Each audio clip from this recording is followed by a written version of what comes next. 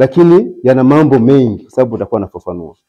Mimi nimeogopa nisiwachoshe kama mwaka ile mwaka 2020 nikuja na utekelezaji mkubwa kitabu pale. Naomba nianze.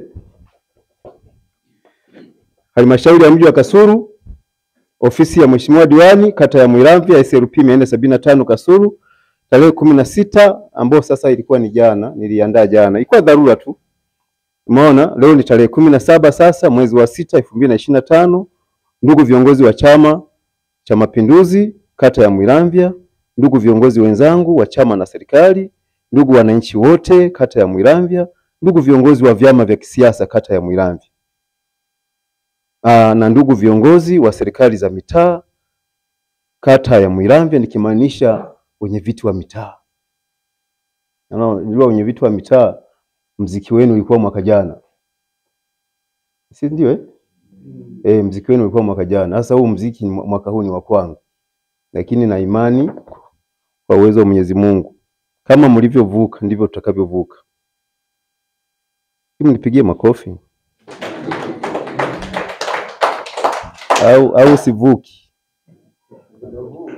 Ndugu viongozi wa Chama cha Mapinduzi kuanzia mashina, tawi, kata kwa ujumla wenu, yahusu taarifa ya utekelezaji wa ilani ya Chama cha Mapinduzi kwa kipindi cha miaka 5 kuanzia Januari 2021-2025 kama ifuatavyo. Utangulizi.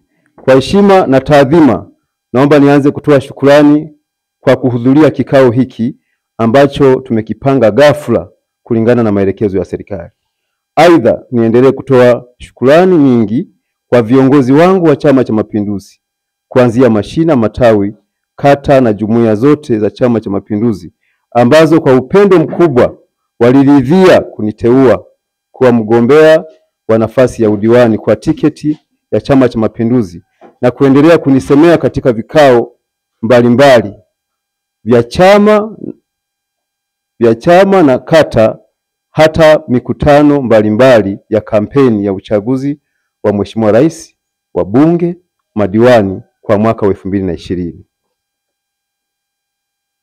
Mimi sikuangusha, nijitahidi kukitetea chama changu dhidi ya wapinzani wangu na hatimaye niliibuka mshindi na kukiletea heshima chama changu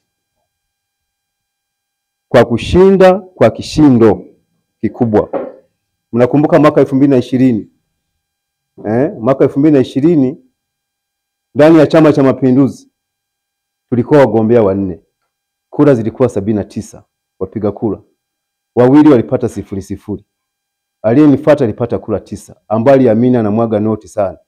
Mimi nilipata kura 69. Ndio maana nimesema hivi kwamba nawashukuruni sana. Lakini kwenye uchaguzi mkuu mnakumbuka tulikuwa vyama 4. Lakini nakumbuka Chadema walipata kura 58. NCCR ambao ndio alikuwa ana nguvu kidogo alipata kura 125. ACT walipata kura 58. Mimi nilipata kura zaidi ya 1200 na kidogo. Maana yake nisema Chama cha Mapinduzi kilipata kura 1000 na maana ikiwa ni vyama sasa. Na leo hii ninarejesha kiti hiki kwenu kwa heshima kubwa nikiwa nimetekeleza ilani ya CCM kwa 100%. Kwani yale yote niliyoyaahidi wakati wa kampeni zangu yaliyo mengi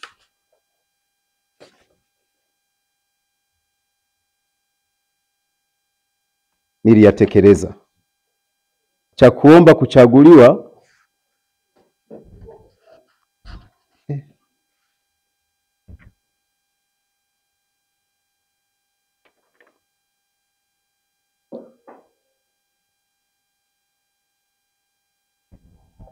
alafu hapo inasema hivi, wakati naomba kuchaguliwa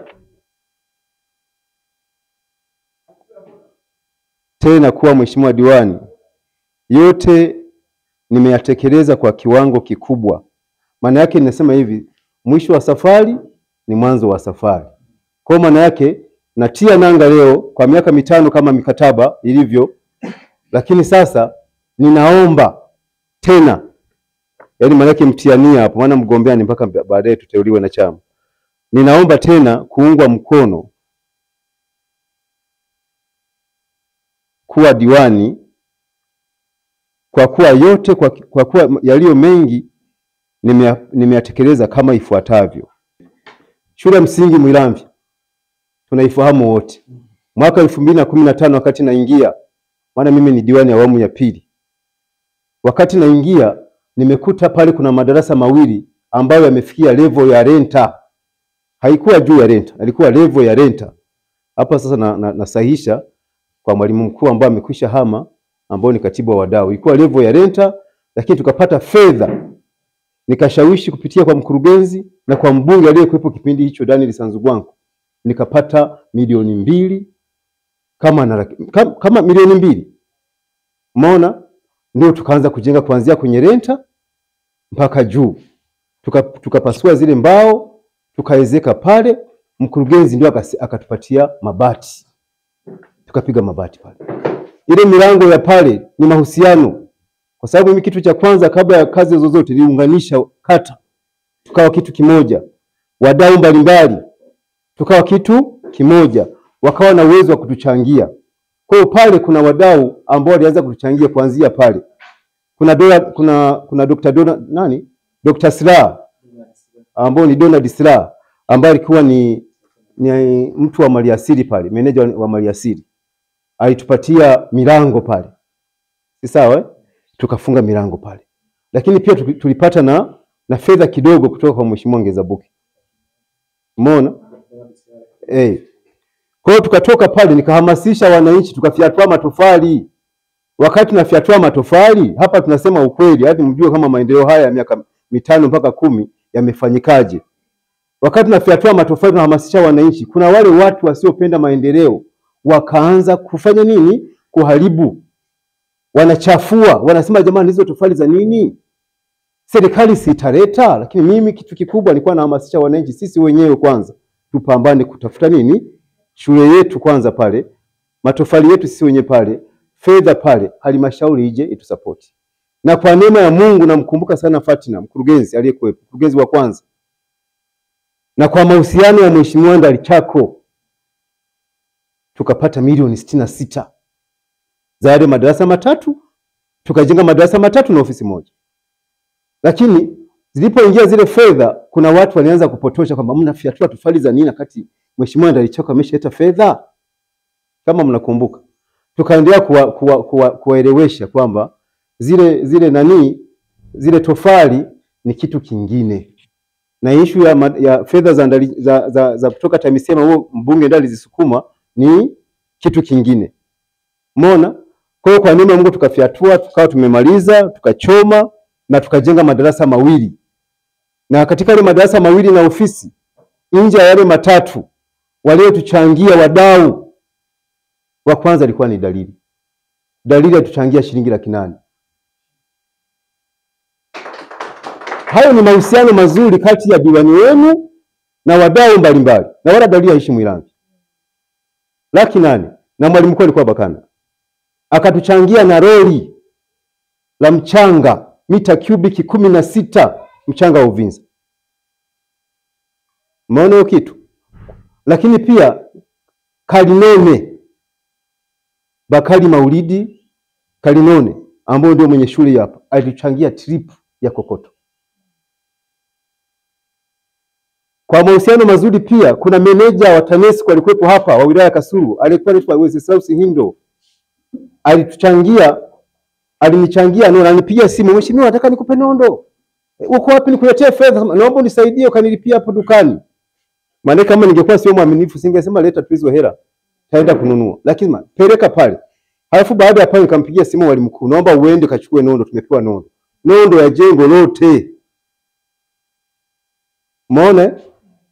Lakini tuseme ukweli, kipindi kile pia mbunge wa jimbo aliyekuwepo kipindi kile, Mheshimiwa Sanzugwanko alituchangia milioni 2,150,000. Si sawa? Mfuko wa jimbo pale. Sisi tulichokifanya pale tulipasua mbao za kuwezekea pale. Tumemaliza kuwezeka, Mheshimiwa Ndalichako kupitia mkurugenzi, kuna mabati yalikuwepo, akatupa mabati. Na baadaye sasa nilivyoingia awamu ya pili ndio tukapata milioni 25 za kukamilisha ile madarasa. Na ndio tukakamilisha ile madarasa, zikabaki fedha tukajenga tena madarasa mawili pale paka hatua ya rent. Maana yake kama ningekuwa kuna mtu anachafua labda yeye anakula hela, kwa nini hela zibaki alafu muanzishe kitu kingine? Kupitia fedha za mapato ya ndani ya halmashauri nikashawishi kutuletea fedha, wakatuletea milioni 20 ndio tukamaliza ile madarasa mawili. Na baadaye tukaitoa milioni 40 za ile madarasa, na baadaye na kabla ya hapo tena tukawa tumeshaletewa milioni 52 kwa ajili ya jengo la utawala. Lakini pia kwa mahusiano mazuri wakaja wadau wakuja kutujengea vile vyoo UN Habitat. Hawakujenga kila sehemu, walijenga sehemu mbalimbali. Lakini kwa nini walileta na Muiramvya? Mahusiano mazuri kati yangu mimi na wadau mbalimbali. Kwa hiyo shule mpaka sasa hivi, kipindi hicho watoto walikuwa natoka Muiramvya wanaenda kuitafuta shule ya msingi wanaenda Murusi. Yaani shule ya msingi Muiramvya ilikuwa iko Murusi. Si ndio? Kule shule ya msingi Kasulu. Yaani fedha zikija madarasa yanajengwa Murusi. Kwa mimi nilivyoingia ndio maana nikapambana, kitu cha kwanza kipaumbele changu ni shule ya msingi Muiramvya ijengwe na tuhamishe. Na nikashawishi mkurugenzi na mwenyekiti wa halmashauri kutusaidia kulipa fidia baada ya kuwa lile eneo yule mtu alikuwa bado hajalipa nini? Fidia. Na ndio maana vile vyoo viliwekwa pale katikati kwa sababu maeneo mengine yalikuwa hajamaliziwa kufanya nini? Kuweka fidia. Kwa hiyo ndugu zanguni, nikiwa diwani shule ile pale nimeshawishi serikali. Lakini pia nikiwa diwani kitu kingine nimejenga zahanati. Nyewe mnajua mwaka 2021 lile eneo la zahanati ilikuwa limekusha porwa. Nyewe mnajua. Na yoyote anayenichukia ni kwa sababu nimelirudisha lile eneo kwa wananchi, maana halikuja kwangu. Nimelitoa huko kwa wanyang'anyi. Wakina Idi Mashetani, wakina Ubadia. Na mimi mpaka nilifuatwa nikaambiwa maneno mengi. Tutakufanyizia, tutafanya hivi. Sasa na huu sidiko wangu, wewe unaona Idi Mashetani, unaonaje? Lakini kwa sababu unafanya kazi ya umma na ni kazi ya Mungu, tulishinda. Mtendaji na kushukuru wenye viti wa mitaa mliokuwepo, Chama cha Mapinduzi, wananchi, wakina mama mkakubali kuchota maji mpaka zahanati naisha. Wewe unadhani kuna mtu ambaye alishirikisha wananchi wakina mama akachote maji pale kwenye maana tukumbuke zahanati zilikuja kwenye kata hizi 3. Ilikuwa ni Muiramvya, ilikuwa ni Kinkati, ilikuwa na Nyantali. Lakini zahanati iliyokamilika kwa 100% ilikuwa zahanati ya Muiramvya. Tujipigie makofi. Kwa sababu kwanza ilijengwa vizuri kwa viwango. Mpaka watu wa TAMISEMI hivyo kuja kukagua, wakakubali. Na ni zahanati pekee ambayo sisi tuliweka mpaka wiring na kuweka mpaka umeme. Umeona? Lakini pia fedha bado ilibaki. Pale ile ilibaki. Tukasema tunajenga vyoo. Ndio vile vyoo tumejenga ni fedha zilizobaki. Lakini pia mimi ndio nimekaa na mganga mkuu kwa sababu pia ni mjumbe wa bodi ya afya kupitia nafasi yangu ya mwenyekiti wa huduma za jamii. Nimemshawishi daktari kupitia fedha zao za mapato ya ndani ya hospitali. Tumejenga nini? Wametuletea bomba pale, lakini pia watu wa UNICEF wametuletea tenki la maji liko pale, limejengwa pale. Ni ushawishi wangu mimi na mganga mkuu na watu hao. Kwa mimi nawashukuru wakina Mwarabu hawa. Wakina British. Mzee, mnajua mtu anakuja na mapanga, anataka kutukata mapanga. Unasimama. Mwarabu huyu unavyomuona huyu ndio alienda kutoa ushahidi. Maana walishtaki Kigoma. Wao walijua watamshtaki yeye. Ukishtaki, umeshtaki na unaenda kushtaki nini? Umeshtaki halmashauri wala hutaniona.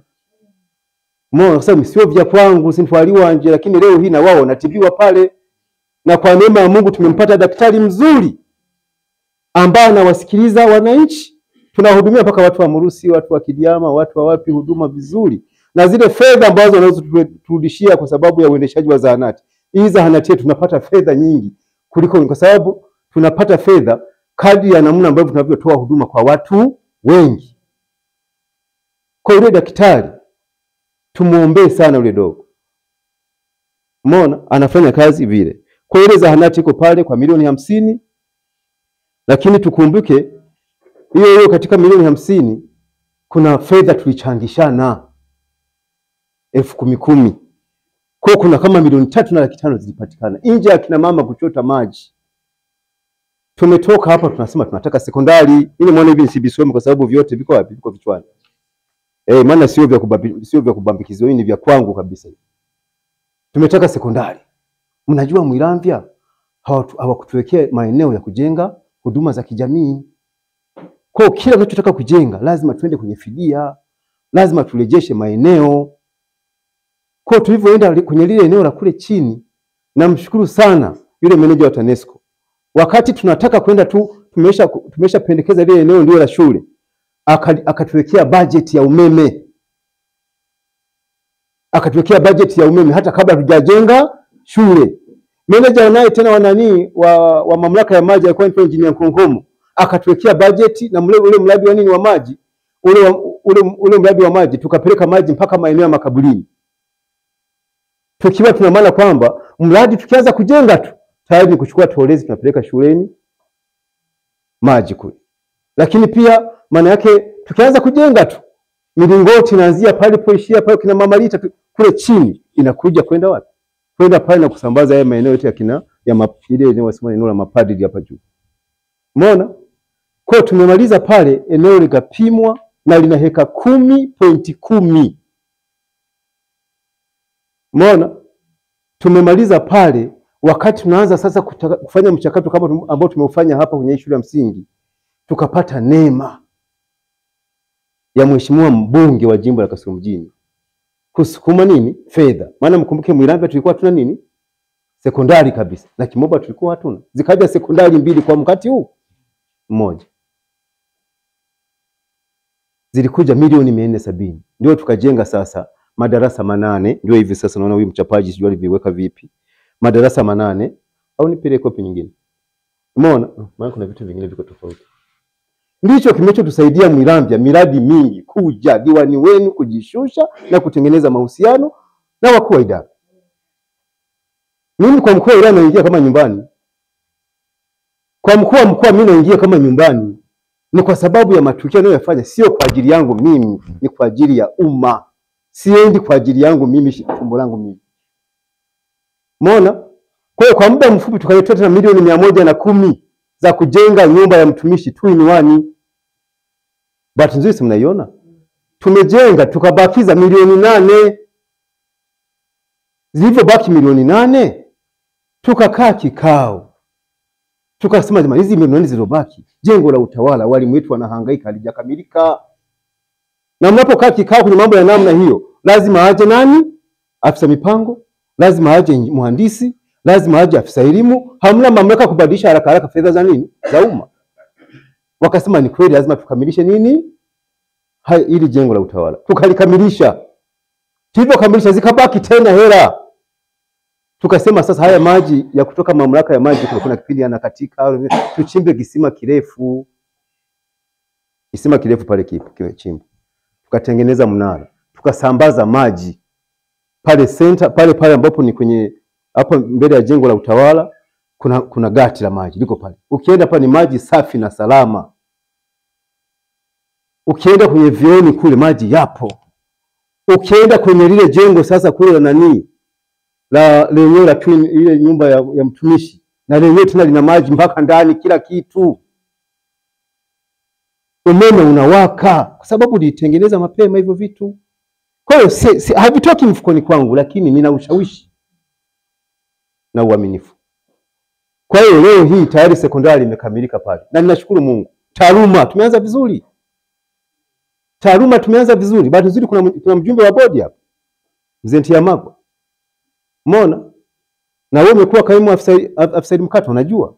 Taaluma tumepata form 2 ya kwanza ya Mwiramvya. Maana sasa hivi tuna wako form 3. Wale wa form 2. Umeona? 1 zilikuwa 16. Tuwapigie makofi. 1 zilikuwa 16. Umeona? Lakini pia 2 zilikuwa 11. Umeona? 3 zilikuwa 18. 4 zilikuwa 101. Sawa? Sasa na unaona ufaulu tuliopata sisi kwa awamu ya kwanza tumepata 83.43. Sasa ukiona mambo yako hivyo, ni uongozi umetulia, hauwasumbui walimu, mnakaa na wazazi, mnakaa na wadau, mnaona namna gani wanatusaidia. Mmemwona Kalinoni shuleni kwetu wakati tunataka kupandisha taaluma hapa, shule ya msingi Kasulu, shule ya msingi Mwiramvya hapa. Umeona? Mpaka tukatoka ile 40 ngapi? 43 tuliyekuta mwaka 2015. Kuja mpaka 81, 88 darasa la 7. Sio mchezo. Mpaka nakumbuka tulipandisha ufaulu miaka 3 mfululizo. Kwa miongoni mwa shule zilizowakilisha mkoa wa Kigoma kwenda kuchukua tuzo pale Dodoma, waziri alikuwa ni Ndalichako. Ilikuwa ni shule yetu ya msingi Mwiramvya. Na alienda Bakana huyu hapa. Pale zipo pale. Sijui ni vitu gani hivi. Ni nini? Ni medali, sijui vitu gani viko pale. Ngao, viko pale. Uongo mzee wangu, wewe ndio mwenyekiti wa shule. Ni kwa sababu gani? Sisi tunasema shule ikisha kuwepo na taasisi ikisha kuwepo hapo, ni taasisi ya sisi wote. Tuwape ushirikiano wataalamu, tuwape ushirikiano wale watoto wenyewe, tuwasikilize, tufanye hivi na sisi tuchangie. Sisi tumechangia kwenye ile shule yetu ya msingi Mwiramvya. Mimi nimechoma tanuri. Sawa? Mimi nimeshinda pale na beba tofali nampa fundi. Hatuna hela. Umeona? Hatuna hela. Kwa hiyo shule ya sekondari nayo sasa imekuwa ya 83. Na imepata 83. Imekuwa ya kwanza katika shule za serikali. Tuwapigie makofi. Imekuwa ya kwanza. Ni kwa sababu gani? Na walimu pale wako 8 tu. Na mimi nikienda zangu pale, mabara si huko hapo. Sinasema ukweli. Nikifika pale mimi siji vile usimempi hela. Maana wengine unakuta mtaalamu hapumui. Yeye anajua kisha kuwa diwani ni kwenda kuchota hela. Mimi sikuja kwa ajili ya hiyo kitu. Hapumui. Waseme hao kama nishawahi kuja kuombeni hela mimi. Hata siku moja. Mimi ninachokifanya tu kama kuna kashereka mwananchi wangu, kuna hivi, nasema mtunge mkono bwana, kuna wananchi wangu wana 1 2 3. Mnatoa kwa hiari. Na mnakuja kwa furaha. Lakini siji kuwalazimisha bwana, vipi kuna kichwa baki? Hivi hiyo biashara mimi sina. Na Bakana huko hapa. Mtendaji na wewe huko hapa. Kuna kipindi mpaka tunagombana na watendaji wangu.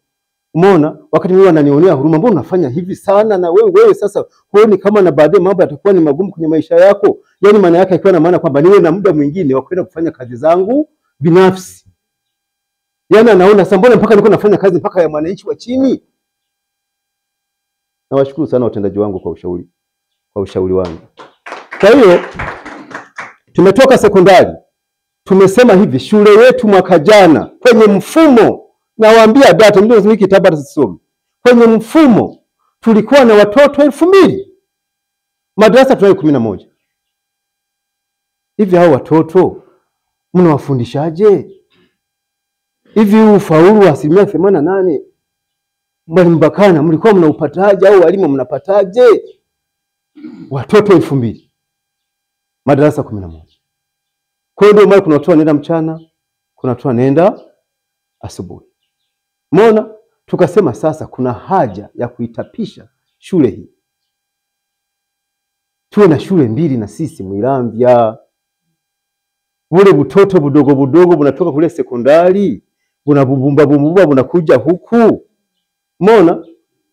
Bubaki huku, mvua zikinyesha unawaonea huruma wale watoto. Wakati mwingine wanasema hawaji shule. Kumbe mtoto anaona shule iko mbali. Mvua imenyesha anafikaje? Umeona? Anaamua kuwa mtoro. Tukasema hicho kitu sisi Mwiramvya na sisi hatutaki.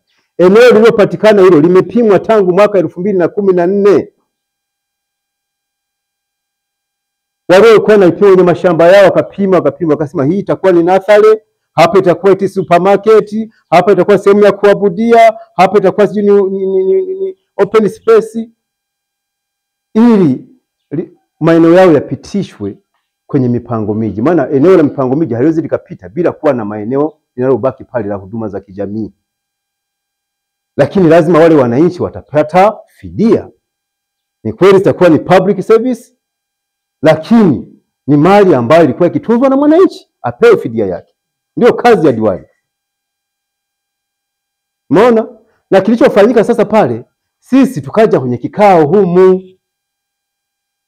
Tulivyokuja humu, tukasema jamani, hivi watoto wako vile, wamejazana vile. Hivi jamani, mnatamani shule ya msingi iwe moja? Hatuko tayari. Jamani, mnasemaje? Mnaonaje hii nathari? Tuna hamu na nathari sisi, tusaidie ni nathari. Maana nathari hata kama tukiwa nayo watabeba watu wa serikali, watu wa binafsi, sekta binafsi. Na sisi wananchi wote tunaweza kuenda kwenye sekta binafsi, watoto waende kwenye hizo shule za private, tunaweza? Hatuwezi. Je, hii supermarket wanasema supermarket, mnajua maana ya supermarket jamani? Hivi na sisi ni kipaumbele cha supermarket. Hilo soko letu tu hapo limetutwama kamasi. Haitaki kujaa, ni mabei hivi, ni kutaka mafaida makubwa, waelekeze unavyotaka, wao hataki. Tukasema hata hiyo supermarket hatutaki. Jamani, tuna kipaumbele chetu ni kuongeza tena kanisa. Maana hata kama likiitwa kanisa ni la wananchi ni sawa, lakini je, vipi sisi? Basi sisi tuombe watu wa mipango miji watuunganishie haya maeneo yote, kiwe kiwanja hiki, kiwe eneo la shule nyingine. Walivyokubali, tumekaa kikao, tumemaliza, tukaitisha kikao cha wadau. Ndugu zangu, ni kazi nyingine niliyofanya mimi ni kuunganisha wadau. Yaani ukiona kama kuna mdau ananichukia, na lake jambo tu. Ana lake jambo tu. Na mimi siwezi kusema kwamba kila mmoja anipende, kwa sababu mimi sio hera. Mimi sio hera. Ana lake jambo. Kwa hiyo wale wadau tukawaja kuwapika, tukawaambia haya mawazo yetu. Wadau wakakubali. Walivyokubali, tukachagua na uongozi, wakasema sasa tunataka fedha yetu kila mwanakamati aanzie shilingi 30,000. Umeona? Kuna nipongeza. Umeona? Ianzie 30,000 na kuendelea. Lakini tukasema hizi fedha ili ziwe salama na mwananchi awe na imani na fedha hii na awe na imani na kutoa hii fedha, tufungue akaunti ya wadau wa maendeleo ya kata. Milioni 16,671,000 kwenye harambee yetu ile, waandishi wa habari na wananchi, ilikuwa milioni 16,671,328.75, lakini cash kwenye akaunti mpaka sasa tuna milioni 5,100,096. Maana yake unaona, hizo ni badala ambapo tungekuwa tunaenda kwa kila mwananchi zana 5. Sisi tukasema tutumie wadau. Na wale tuchangia wadau ni watu mbalimbali, wala hawaishi humu. Na mlisikia siku ile kwenye harambee watu waliahidi kutupa fedha. Mkuu wa wilaya aliahidi milioni 1. Hivyo nadhani kama anajua ni hela za kupoteza, ni za kula, mkuu wa wilaya anatoa, mkurugenzi anatoa. Kwa hiyo tumefikia hatua hiyo hapo. Eneo limeshafanywa uthamini. Bado watu wawili tu. Na hata kama niko naondoka kwa ajili ya kwenda kwenye kinyang'anyiro, nimuombe sana mtendaji na wananchi mliobaki na wenye viti wa mitaa, maana muhimu mzamara za usi. Umeona?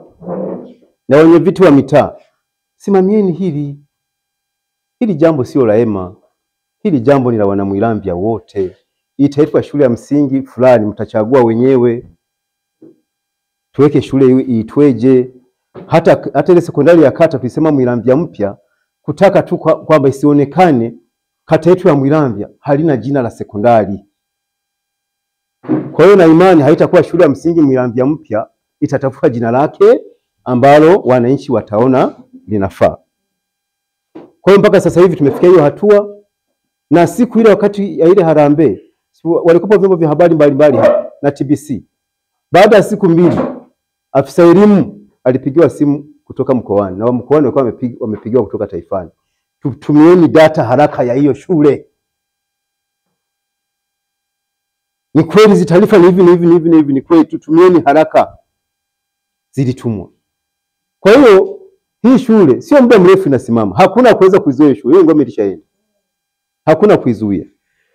Kwa hiyo ndugu wajumbe na ndugu wananchi na mwenyekiti wa chama, nimetaka kufafanua hiyo miradi. Lakini pia sikuwasahau hawa wajasiriamali. Ile 10%, wanawake, vijana na walemavu. Fedha nyingi sana. Ila wanachokinyangusha wananchi wa Mwiramvya hawataki kulipa. Kuna kikundi kilishapata milioni 15, kuna kikundi kilipata milioni 5, kuna kikundi kilipata milioni 25, kuna kikundi kilipata milioni 24. Hao akina Tumaini walemavu walianza kupata milioni 2.5 wakaenda vizuri. Baadaye wakapata milioni 6.6 wakalipa vizuri. Nimeingia mwaka 2021 wakapata bajaji. Hao akina Tumaini walemavu, akina Indo. Umeona? Bodaboda Kisangani walipata pikipiki 10 milioni 25. Wanazo pale.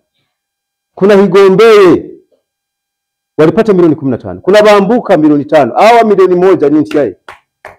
Hakuna vijana ambao waliunda group wakaja tukaacha kuwasaidia. Mpaka ikaonekana kwa nini Mwiramvya mnaipendea? Ni kwa sababu ya mahusiano. Lakini TASAF ni fedha za serikali zenyewe zinakuja automatically. Sitaki kuzisemea. Kwa sababu zinakuja automatically nchi nzima. Niko nakwambia ambavyo nilishawishi mimi. Umeona? Jambo lingine, mnaona miongoni mwa vile issue nyingine nataka kusema, mnaona kama kile kizimba cha taka pale sokoni vilikuja hivi vitatu: Mwiramvya, Kumsenga na Murubona. Nendeni mkaviangalia sasa. Kilichobaki imani cha wapi? Na hiki ndicho kilichofunguliwa na Mwenge. Na kila miradi inayokuja hapa ile bora Mwenge inakuja kufungua. Maana shule ya sekondari Mwiramvya hapo na Kimobwa walipendekeza waje huko. Kile kizimba kwenye vile vitatu kilichosimama imara kiko vizuri, walikuja kufungua pale. Nataka kusema kitu kingine, barabara ya Mwiramvya Kimobwa. Barabara ya Mwiramvya Kimobwa. Tena mimi hii sio siasa tena. Umeona? Bahati nzuri mwenyekiti wa wenye viti mko hapa. Tumesurvey. Tukishirikiana na watu wa Kimobwa. Barabara inapita wapi? Na watu wa TARURA wamepita. Barabara zote zimeingizwa kwenye mfumo. Na ile barabara ikiwemo ile barabara ya Mwiramvya Kimobwa ina kilomita 1.5. Hii hapa. Mzee mnanisoma hapa. Ninasema hivyo ili msije mkasema maana hiki ni kinani cha TARURA hiki. Hiki ni kitabu, ni kinani tuseme nini? Kitini. Umeona? Na inapaswa kuchongwa. Mpaka sasa hivi tulivyozunguka na watu wa Kimobwa, kama mnakumbuka vizuri, ilitakiwa mpaka sasa hivi iwe imeshafumuliwa, ila isipokuwa pabakie tu kwenye ule mto ambao unaigawa Kimobwa na Mwiramvya. Wenye vitu wa mtaa nasema uongo? Tumeenda kule. Kwa hiyo ili kishafumuliwa kwenda mpaka kule Kimobwa sasa. Mwaka kesho bajeti ya 25-26 viko hapa. Ndio lisukwe lile daraja sasa. Kwa hiyo niwaombeni wananchi wa kata ya Mwiramvya kupitia kikao hiki. Hata kama mimi niko naenda vitani. Na kwa sababu tunataka maendeleo ya kata ya Mwiramvya, kuifungua Mwiramvya. Wakija wanataka kufungua barabara pale, msiangalie kusema eti miwa jamani, maana hawalipi barabara za ndani, hazilipi fidia. Mmeona barabara tumezifungua barabara nyingi za hapa kata ya Mwiramvya. Hatukulipa fidia. Hii barabara kutoka hapa makaburini kwenda kule kwenda kule shule ya msingi, hatukulipa fidia. Viongozi wa vyama mweke kando mambo hayo, tupate barabara. Ile barabara ni ya sisi wote. Kikao wewe. Na jambo lingine nataka kulizungumzia ni masuala ya kamati ya maafa. Kamati ya maafa mimi kimsingi ilikuwepo. Mimi kazi yangu nilichokifanya ni kuiboresha. Maana siku za nyuma kamati ya maafa msiba umetokea, wale viongozi waliokuwepo, umeona, ambao ilikuwa ni kazi nzuri na ilisaidia, lakini tuliiboresha zaidi. Maana yake msiba ulikuwa ukitokea, wanachukuliwa vijana na daftari, wanaenda kuchangisha mitaani. Sasa baadaye mimi nikaona na kamati yangu ikaona, mbona hela zinakuja chache? Mbona? Kumbe kuna wengine walikuwa sio waaminifu. Maana kuna wengine hawana time ya kusema eti niandike. Yes, unishi ngapi? Ni 1000. 5000 hapo. Hamna shida. Yeye anajua tayari ataandika. Lakini baadaye sasa mimi nishachanga mchango wangu. Huko labda nimekuita 3000. Mbona jamani mkutana sema amechanga 5000? Kumbe ilishaenda wapi? Mfukoni. Umeona? Lakini pia kuna wengine walikuwa wakienda kwenye nyumba za watu wanatukanwa, wakigongesha hodi pale kwenda kuomba mchango ndio kama ni udhalili. Kwa tulichokifanya kwa kuanzia mtaa wa Kigungani kama mfano, tulitengeneza barozi. Hii ni bloko ya fulani, ubalozi wa labda wa diwani, labda ni ubalozi wa Mudo au ni ubalozi wa nani. Ngoma ikigongwa unapeleka mchango mwenyewe pale na utakuta daftari lako pale na kiboma chako pale, utaandika pale wewe mwenyewe kwa hiari, daftari ziko pale. Lakini pia namshukuru sana tukiwa na Mwalimu Ruba akiwa ndio mwenyekiti wa maafa wa mtaa huu hapa na baadaye kama mwenyekiti wa kata, tukakubaliana sasa kwa nini hatutangazi? Maana kile kipindi msiba kilitokea mimi nilikuwa natuma message. Kumbuka mimi ni diwani, natuma message kwa watu walio wengi kwenye simu yangu. Umeona? Lakini ikitokea siku moja msiba umetokea na mimi labda na dharura nyingine ya kiserikali au ya kifamilia, message isipotumwa, nilikuwa nakuta natuhumiwa kwa nini hajatuma pale. Kumbe na mimi na ya kwangu yakitokea na feli. Tukasema sasa tununue speaker. Tukanunua speaker hizi 2. Na zile speaker tunaweza kusema ni wananchi kwa sababu ni mali ya umma, lakini walichaguliwa wadau wachache. Wadau wachache, unamchukua anda, unamchukua nani au kama ni Mudo au kama ni Mzee Ntiamago ni nani, wametimia 10 20, jamani kiwango kima cha chini ni 10,000 ni 20 toweni. Zikapatikana. Zilivyopatikana zikaanza kufanya kazi. Ukienda Sinza, ukienda Jitegemea, ukienda wapi. Sasa zile speaker zimekufa. Sasa zimekufa, kimsingi mimi kama diwani sioni sasa yani zile kamati zinawiwaje sasa kutafuta nani zingine. Sasa kama hivi sinani kwa naenda kwenye kungatuka, naenda kwenye kinyang'anyiro, hawakusikilizi. Wana mawazo yao. Niwapongeze Sinza. Sinza ameshamaliza na uchaguzi. Na ameshaweka na mikakati ya kununua nini? Speaker. Kuna michango inaendelea kule. Kisangani, umeona? Wako wanaendelea kwa ajili ya kutengeneza tent, na ndio ilikuwa mawazo yetu. Hivi tent ikiwepo Kisangani, Kigungani tukose. Jitegemee tukose. Sinza na wao wana tent kule wanaendelea. Jitegemee na wao wanaendelea. Umeona hiyo kitu? Kwa hiyo nikataka kusema mambo hayo. Na katika kwenye kamati ya maafa kuna mambo ambayo mimi nilichukiwa. Mnajua haya makaburi hapo. Haya makaburi hapo kuna walikuwa wamefanya nini?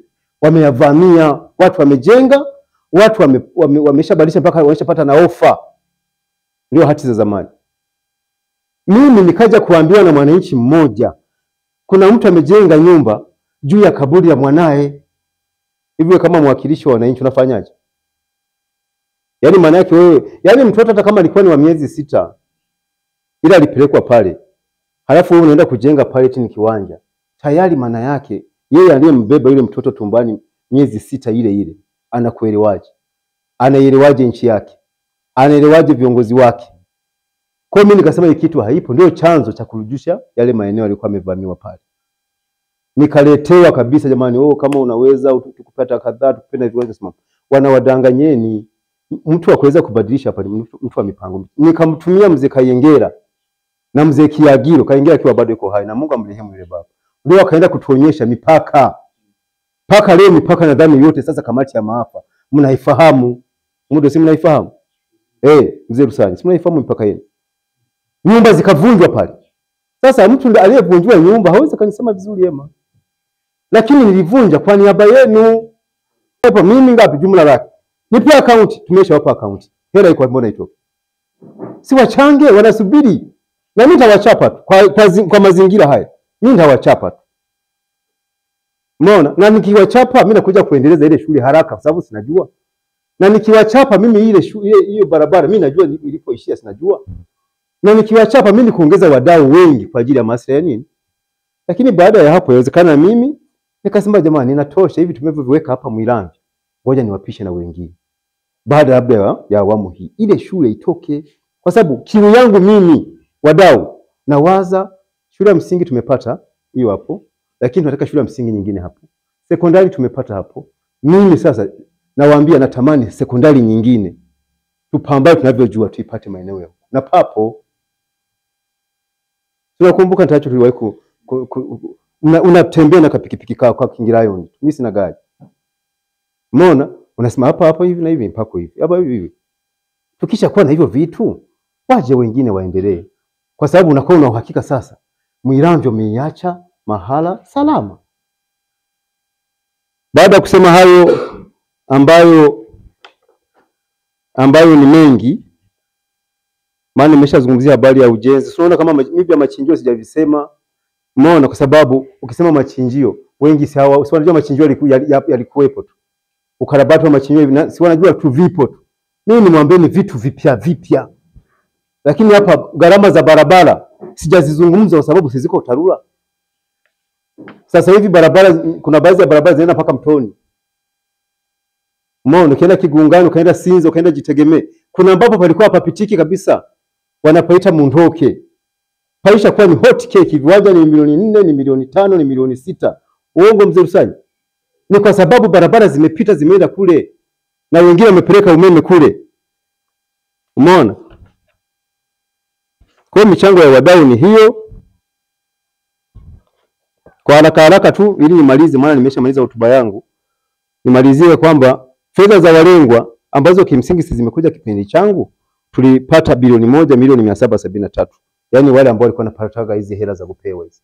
Unajua kama yeye amepewa 20, hizo zote milioni zimefika zote. Yeye anajua alikuwa anachukua zake 20. Lakini serikali inatoa kwa watu walio wengi. Lakini ukitoka hapo mikopo ya wanawake na walemavu. Umeona? Kuna milioni 72. 250,000. Na inawezekana hizi hapo wamechukua tu za juzi, kuna za nyuma ambazo bado. Umeona? Ni zaidi hapo. Fidia ya ardhi kule sekondari tulipata milioni 30 kutoka halmashauri. Umeona? Ujenzi wa sekondari Mwilamvya mpya.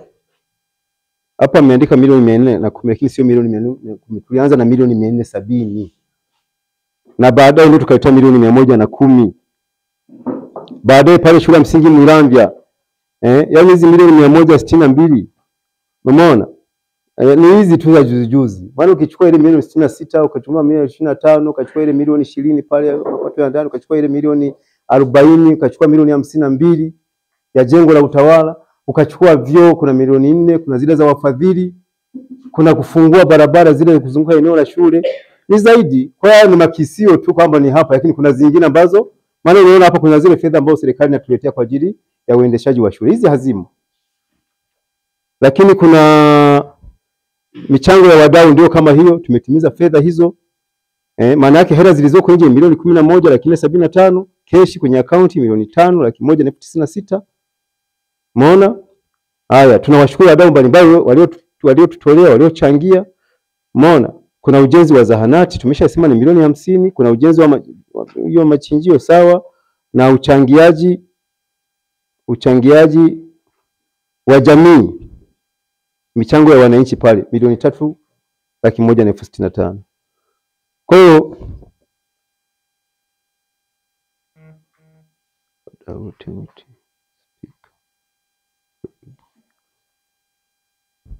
kwa ajili ya miradi iliyotekelezwa Katani kwa kipindi cha miaka 5. Yaani hizo hii zinazosema bilioni 1 hivi ni miaka hiyo 5.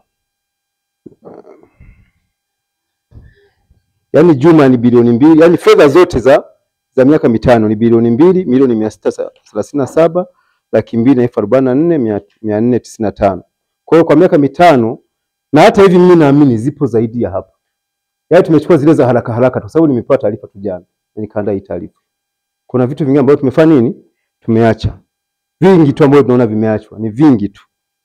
Umeona? Fedha zote hizo. Kwa hiyo naomba nihitimishe kwa kusema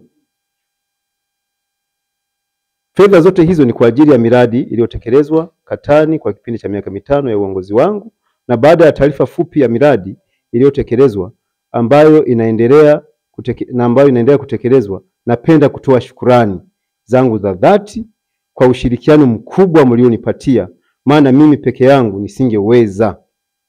Na kama nilivyotangulia kuainisha, ndivyo ninavyoendelea kuwashukuru nyote kwa ujumla wenu. Naomba nihitimishe kwa kusema asiyeshukuru ni kafiri. Sina budi kusema asante sana, na ninaendelea kuleta ombi kwenu, muendelee kunishika mkono, mnitetee katika uchaguzi ujao, maana tunapovunja baraza la madiwani ndio chanzo cha uchaguzi mpya.